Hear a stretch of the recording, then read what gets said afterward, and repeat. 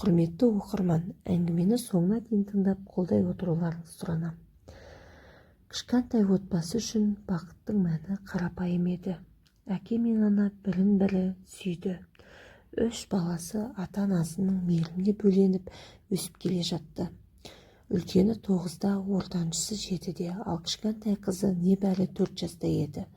Бірақ тағдыр бәрін өзгертіп жіберді. Анасы кенеттен қатты сырқаттанып төсек тартып жатып қалды. Бұрын үйдің берекесі болған аяулы жан күн өткен сайын әлсізденіп, өңі солып, бір күні мәңгілікке көз жұмды. Балаларға ең ауыр соққы аналарының мәңгілікке кеткен еді. Олардың жылаған дауыстары бүкіл үйді жаңғырықтырды. Бірақ ең ауыры әкелерінің қаралы киімін шешіп үлгермей жатып, басқа біреуге үйленіп кеткені болды. Әкесі балалардың жылағанына қарамастан көп ұзамай басқа елді үйге әкелді. Ол 2 қызы бар, бұрынғы күйеуімен ажырасып кеткен әйел еді. Балаларға жаңа шешесі өз анасындай бола ма деген үміт оты жылт еткен, бірақ бәрі керісінше шықты. Жаңа ана өз қыздарын ғана жақсы көріп, ал өгей балаларға қатыгездік таныта бастады. Үйде бұрынғы жылулық жоғалды. Үлкен ұлға үйдің ауыр жұмыстарын мойнына іліп қойды. Ортанша ұлды да әке мейірімінен алыстатып, өгей шешенің қатал тәртібіне бағындыруға тырысты. Кішкентай қызға ана мейірімі жетіспеді. Ол анасын сағынып күнде жылап ұйықтайтын. Өгей шеше балаларды өз қыздарынан кем көрді. Өз қыздарына жылы киім, тәтті тамақ берсе, анасыз қалған 3 бала ескі киім киіп, қара нанмен су ішетін болды. Олардың ұрсып жазалап күн сайын қорлайтын. Ал әкесі мұны көрмеді. Ол жұмысынан кеш келетін. Үйге келгенде әйелінің сөзіне сеніп, балаларын жазалайтын. Бір күні өгей шешенің қыздары анасының рұқсатымен балалардың жаңа ойыншықтарын сындырып тастады. Үлкен үй шыдай алмай, неге бізді бұлай қорлайсыңдар? Біздің де әкеміз бар емес пе деп айқайлады.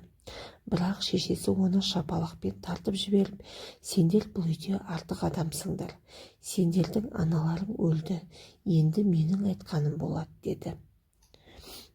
Бір күні әкесі сапарға кетіп, бірнеше күн үйде болмады. Осы кезде өгей ана балаларды мүлдем басынып, тамақ та бермей қойды. Ашыққан балалар көршінің үйінен нан сұрауға мәжбүр болды. Үлкен ұл ертеңгі күннен үміт үзді, бірақ ортаншысымен қарындасын аяды.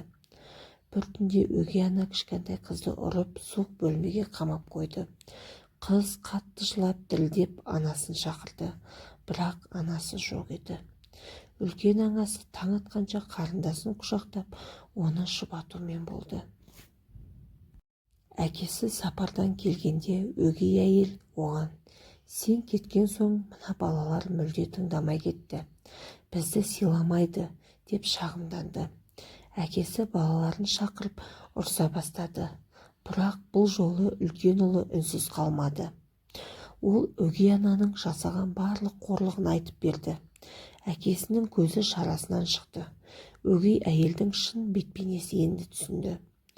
Сол күні ол балаларын бауырына басып қатты жылады. Мен анасыз қалудың қандай қиын екенін білмеппін. Менің бейқамдығым сендерді осындай жағдайға жеткізді деді. Көп ұзамай әкесі өгей анасымен ажырасып, балаларын өз қамқорлығына алды. Бұл оқиғадан кейін әке мен балалары қайтадан бақытты өмір сүре бастады, бірақ анасының орнын ешкім толтыра алмады.